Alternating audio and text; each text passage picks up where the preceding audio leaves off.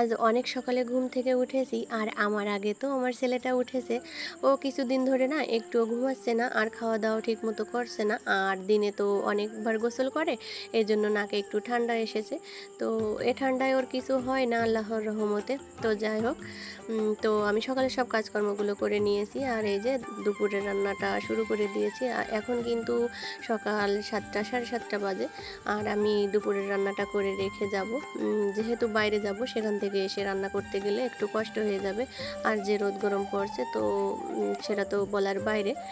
আসসালামু আলাইকুম, কেমন আছেন সবাই? আশা করি সবাই ভালো আছেন আল্লাহর অশেষ রহমতে, আর আপনাদের ভালোবাসা দোয়াতে কিন্তু আমিও ভালো আছি।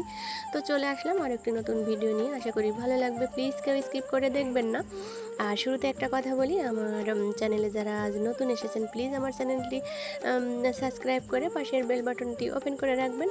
আর যারা অলরেডি কাজটি করে ফেলেছেন তাদেরকে জানাই অসংখ্য ধন্যবাদ। আর একটা কথা তো বলতেই ভুলে গেছি, লাইক তো দেবেন, তাই না? আসলে একটা লাইকে আমার ভিডিওটি আরও ইউটিউবে অনেকের কাছে পৌঁছে দিতে সাহায্য করবে। এই জন্য কিন্তু প্রতিদিন আপনাদের কাছে লাইকটা আমি চেয়ে নিই। তো যাই হোক, ওদিকে কিন্তু আমি আলু সেদ্ধ আর ডিমটা সেদ্ধ করতে দিয়েছি, আর এদিকে মশলাপাতিগুলো সব গুছিয়ে নিচ্ছি। আগে থেকে পেঁয়াজ আর রসুনটা কেটে বেছে রেখে দিয়েছিলাম, আর এখন ব্লেন্ডার করে নিব। আসলে যখন আমি খুব তাড়াতাড়ি করি তখন ব্লেন্ডারটা করে নিই, আর যখন নিরিবিলি থাকি, কোনো ঝামেলা থাকে না, আব্দুর রহমান ঘুমাই, তো তখন কিন্তু আমি শিলপাটায় বেটে নিই। তো যাই হোক, এদিকে আমার আলু সেদ্ধ আর ডিম সেদ্ধটা হয়ে গিয়েছে, এখন আমি নামিয়ে নিয়েছি। আর আলু সেদ্ধটা তুলে নিব। আমি আসলে এভাবে রান্না করি না, আমার শাশুড়ি আম্মাকে আমি রান্না করতে দেখেছি। আমি আলুগুলো আগে থেকে ছুলে তারপরে তেল দিয়ে মশলা দিয়ে জুসিয়ে তো রান্না করি। তো ভাবলাম আজ এভাবে রান্না করি, আমার কাজও হয়ে যাবে, আর এদিকে এগুলো সেদ্ধও হয়ে যাবে। তখন বাটনাটা কষিয়ে অল্প ঝোলের পানিতে রান্না করা হয়ে যাবে আর কি। তো আমি এদিকে ডিমটা ছুলছিলাম, আর আব্দুর রহমান কিন্তু আমার পাশে আছে, আর ও একভাবে বলছিল আম্মা ডিম দাও, ডিম দাও। তো আমি ডিমটা ওকে দিতে চাচ্ছিলাম না, যেহেতু অনেক রোদ গরম পড়ছে, আর সকাল থেকে দুবার বাথরুমও হয়েছে, এই জন্য আমি ডিমটা দিতে চাচ্ছিলাম না। তো ওই যে ডিমের সঙ্গে যে খোসার সঙ্গে যে ওঠে না হালকা পাতলা, সেগুলো একটু মিচিমিচি করে দিচ্ছিলাম। তো সেইগুলো খেয়েই কিন্তু খুব খুশি ছিল। তো যাই হোক, এদিকে আমার ডিম আর আলু সেদ্ধগুলো ছোলা কমপ্লিট, আর এখন চুলার পরে কড়া দিয়ে দিয়েছি। আর কিন্তু নদীর জাল তো এই জন্য লিভে গিয়েছে, তো আবার পাটকাঠি দিয়ে ধরে দিচ্ছি। এখানে বাইরে চুলা তৈরি করে আমার কিন্তু খুবই সুবিধা হয়েছে, আমার একার না, আমার শাশুড়ি আমারও খুব সুবিধা হয়েছে। আমি সকাল সকাল রান্না করি, তো এই জন্য আমার রান্নার পরে আমার শাশুড়ি আমার এখানে রান্না করে নেয়, এই জন্য দুই মাপের খুবই ভালো হয়েছে। আর যখন আমি চুলাটা তৈরি করছিলাম তখন কিন্তু সবাই আমাকে কম বেশি একটু কথা শুনিয়েছে। তো যাই হোক, সেটা আমি কিছু মনে করিনি। আর এই চুলাটা তো আব্দুর রহমানের নাম করেই আমি কেটেছি, যে এখানে নুডলস বা খিচুড়ি ওকে এটা সেটা করে দিব, এই বলে করে নিয়েছি। তো যাই হোক, এদিকে কিন্তু চুলার পরে তেল দিয়ে আমি ডিমটা ভাজি করে নিচ্ছি, একটু হালকা করে ভাজি করে নিব। বেশি ভাজি করলে যে লাল লাল বেশি হলে কি হবে, খোসাটা একটু পুরো হয়ে গেলে খেতে ভালো লাগে না, আমার কাছে বেশি ভালো লাগে না। তো আব্দুর রহমানের বাবাও অতটা ওইভাবে খায় না, এই জন্য আমি হালকা করে ভেজে নিব। তো ডিম আমার ভাজা শেষ, আর একটু তেল দিয়ে নিলাম, আর এই যে ব্লেন্ডার করে যে মশলাগুলো রেখে দিয়েছিলাম, তো সেগুলো আমি এখন তেলের ভিতরে দিয়ে দিলাম। আর ওতে তো একটু পানিও ছিল, মানে মশলার ভিতরে একটু পানি ছিল, তো সেই পানিতে আমার এই মশলাটা জোসানো হয়ে যাবে।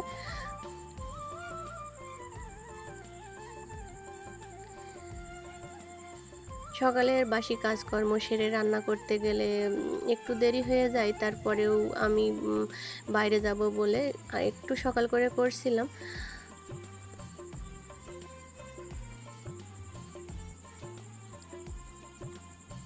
তো সব মশলাগুলো ভালো করে জুসিয়ে নিয়ে আমি আলুগুলো দিয়ে দিলাম। তো আলুগুলো একটু ভালো করে নেড়ে চেড়ে তারপরে কিন্তু ডিমটা দিয়ে দিব।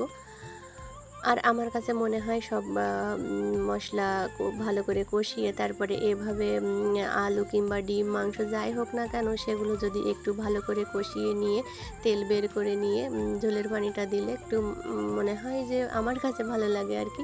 তো আমি 3টে রসুন সেদ্ধও দিয়েছিলাম, আমার রসুন খেতে ভালো লাগে আর আব্দুর রহমানের বাবাও খায়, এই জন্য ভাবলাম রসুনগুলো দিই।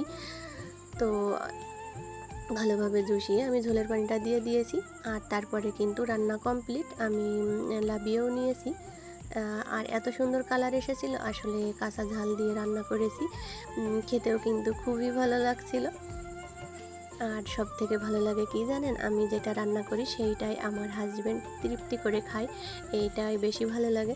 তো যাই হোক, রান্না বান্না শেষ করে এবার চলে আসলাম কলের পাড়ে। কিছু কাপড় ছিল আর আব্দুর রহমানের ছোট কম্বল ছিল, সে কম্বলটা আমি মানে খেয়াল করিনি, মাথার সাইডে এই যে পালঙ্গর যে খাপটা থাকে সেখানে ভাঁজ করে রেখেই দিয়েছিলাম। তো আজকে হঠাৎ করে একটু খেয়াল করলাম, তো সেটা ভিজিয়ে রেখে দিলাম। আর আব্দুর রহমানের বাবার একটা লুঙ্গি ছিল, তো সেটাও রেখে দিলাম ভিজিয়ে। আর এই যে রান্না করার পরে যে থালা বাসনগুলো হয়েছিল সেই থালা বাসনগুলো এখন ভালো করে পরিষ্কার করে ধুয়ে রেখে দেব।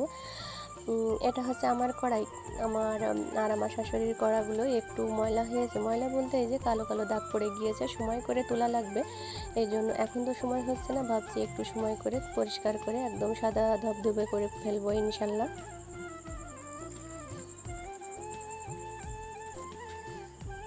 তো এই থালা বাসনগুলো আমি এখন ধুয়ে আমি যে জায়গায় রান্না করি সে জায়গায় আমার যে প্রয়োজনীয় জিনিসগুলো সেগুলো রেখে দিব আর আম্মুরগুলোও রেখে দিব। আম্মুরটা আমি আম্মুর রান্নাঘরেই রেখে দিই। তো উনি বেশিরভাগ সময় দেখছি যে আমার রান্না করার পরই আমার এই গরম চুলায় রান্না করে নিচ্ছে। তো যাই হোক, ওগুলো আমি ধুয়ে রেখে দিয়েছি সবার জায়গায়। তো তারপরে যে কাপড়গুলো ধুয়ে নিলাম, কাঁথাগুলো ধুয়ে নিলাম, সেগুলো এখন রোদে মেলে দিচ্ছি। আর আব্দুর রহমানের বাবা তো চলে এসেছে, আব্দুর রহমানকে স্নান করে দিয়েছি আর ওর বাবাও স্নান করে নিয়েছে, আর আমি এখনও করিনি, আমি রোদ গরমের থেকে এসেই করব আবার। তো সবার গুছানো হয়ে গিয়েছে। আব্দুর রহমান তো আমার ব্যাগটা নিয়ে ঘুম যাব করছে, আসলে যখনই দেখে কোথাও যাই আমার বোরকা পরা হয়ে যায় তখনই কিন্তু ওই ব্যাগটা নেয় আর ব্যাগটা কারোর কাছে দেয় না। আর ও ওর বাবার সঙ্গে ঘর থেকে বেরিয়ে গেল। আমি জুতাটা মুছে দেই, কিন্তু আজ আর মুছতে পারিনি, এই জন্য হাতের কাছে গামছাটা পেয়েছে, আর পুরুষ মানুষ তো বোঝেনি, তো মুছে নিয়েছে। তো যাই হোক, এদিকে গাড়ির কাগজের যে স্মার্ট কার্ডটা থাকে সেটা কিন্তু খুঁজে পাওয়া যাচ্ছে না, আব্বু হয়তো বা কোথাও ফেলে দিয়েছে। তো তারপরে ডাক্তারখানায় গিয়েছি, অনেক দেরি হয়েছে, 1-2 ঘন্টা তো লেগেছেই। ওষুধপালা সব নিয়ে এসেছি, আলহামদুলিল্লাহ ছেলেটার কোনো বেশি সমস্যা নাই। তো খাওয়া আর ঘুম, এমন কোনো ওষুধ দিয়েছে হয়তো বা।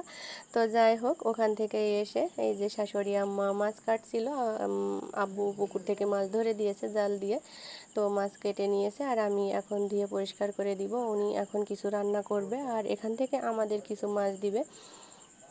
আমাদের ফ্রিজে কোনো মাছ ছিল না, আমি ভাবছিলাম আব্দুর রহমানের বাবাকে বলবো মাছ ধরতে, তো শ্বশুরমশাই যখন ধরেই দিয়েছে খুবই ভালো হলো। তো যাই হোক, আমাদের ভিতরে তো অনেক মিল মহব্বত, সেটা তো আমি প্রত্যেকটা ভিডিওই বলি আর কি। আসলে বলে না, যদি থাকে সুজন তো এক বিছানে 9 জন, আর যদি থাকে কুজন তো এক বিছানে একজনেরও হয় না। তো আসলে এটাই সত্যি কথা। আমি আর আমার শাশুড়ি আম্মা আসলে বলতে গেলে কি বলবো, আমরা খুবই ভালো থাকি। হ্যাঁ, এক জায়গায় থাকতে গেলে তো হয়ই, তো এটা ক্ষণিকের জন্য। সে গুরুজন আমার একটা কথা বলতেই পারে, তো আমি যেটা প্রতিবাদ করার হয় সেটা করি, করে তারপরে কিন্তু পরপরই আমরা আবার মিশে যাই, কি 1-2 ঘন্টা কি বলেন, একবেলা একদিন, এভাবে আমরা কখনো কথা না বলে থাকি না। তো যাই হোক, তারপরে বিকালবেলা অনেক কাজ করে নিয়েছি, তো সেগুলো আর শেয়ার করলাম না। আসলে ছেলেটা একটু খেলতে গেছিলো, তো এই ফাঁকে আমি কিছু পেঁয়াজ, রসুন আর ঝাল কালকে রান্না করব, এই জন্য কেটে কুটে রেখে দিলাম। যেহেতু ও সব সময় খেলে না, আর ওর খেলার ধরনটাও কিন্তু আলাদা। সে সবসময় এই যে বড় মানসির খেলা খেলে, পেঁয়াজ, ঝাল, রসুন, রান্না বান্না এইসব নিয়েই ব্যস্ত থাকে। তো যাই হোক, একটু সময় পেলাম কেটে রাখলাম, কালকে আমার সুবিধা হবে। তো এটা এখন নর্মাল ফ্রিজে ভালোভাবে রেখে দিব। আর এখানে যে সর তুলে রেখেছে সেটা তো পরে ঘষে নিবে, এটা বাইরে রাখলে পচে যাবে।